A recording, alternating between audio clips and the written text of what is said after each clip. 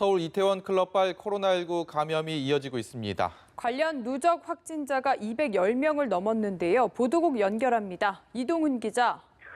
네, 오늘 낮 12시 기준으로 서울 이태원 클럽발 관련 코로나19 감염자는 215명으로 늘어났습니다. 어제 6명에 이어 오늘 8명이 추가로 확인된 건데요. 누적 확진자 가운데 클럽을 직접 방문했다가 감염된 사람이 95명, 이들이 전파한 사람이 120명입니다.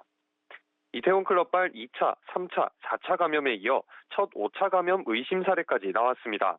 경기 하남시의 50대 여성이 감염된 건데 이 여성은 어제 확진 판정을 받은 인천 미추홀구 고3 학생 아버지의 직장 동료입니다. 방역당국은 미추홀구의 고3 학생이 인천 학원 강사에게 감염된 수강생이 방문한 동전 노래방을 찾았다가 감염된 뒤 아버지에게 옮겼고 이 학부형의 직장 동료에게 다시 전파됐을 가능성이 제기되고 있습니다. 방역당국은 5차 감염 여부를 조사하고 있습니다. 또 같은 동전 노래방을 방문했다가 감염된 택시기사가 사진사로 일한 경기 부천 소재 뷔페 돌잔치 관련 감염자도 돌잔치를 연 일가족 5명을 포함해 모두 9명으로 늘었습니다. 한편 국내 코로나19 누적 확진자는 오늘 0시 기준 11,142명으로 어제 하루 20명이 늘었습니다. 신규 확진자 증가폭이 그제 12명보다 커진 겁니다. 어제 신규 확진자 중 11명은 국내에서 감염됐고 9명은 해외에서 유입됐습니다.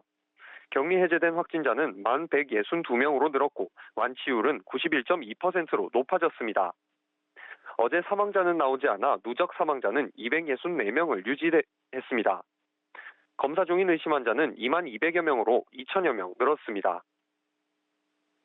네, 노래방이나 유흥주점 같은 곳들 정부가 코로나19 고위험 시설로 분류하고 방역 조치를 강화하기로 했다면서요? 네, 그렇습니다. 중앙재난안전대책본부는 유흥주점, 감성주점, 헌팅포차, 노래연습장, 단람주점 등 총 9개 시설을 고위험 시설로 분류했습니다. 이들 시설에서 지켜야 할 사항도 마련했는데요. 이용자는 반드시 마스크를 써야 하며 해당 시설의 사업주는 출입자 명단을 작성하고 의심 증상이 있는지 확인해야 합니다. 특히 노래 연습장의 경우 손님이 사용한 방은 문을 닫고 30분 뒤 소독을 하고 나서 다시 손님을 받도록 했습니다. 방역당국은 이런 수칙을 위반할 경우 사업주와 이용자에게 300만 원 이하의 벌금을 부과하거나 사실상의 영업정지인 집합금지 조치를 할 계획입니다. 지금까지 보도국에서 전해드렸습니다.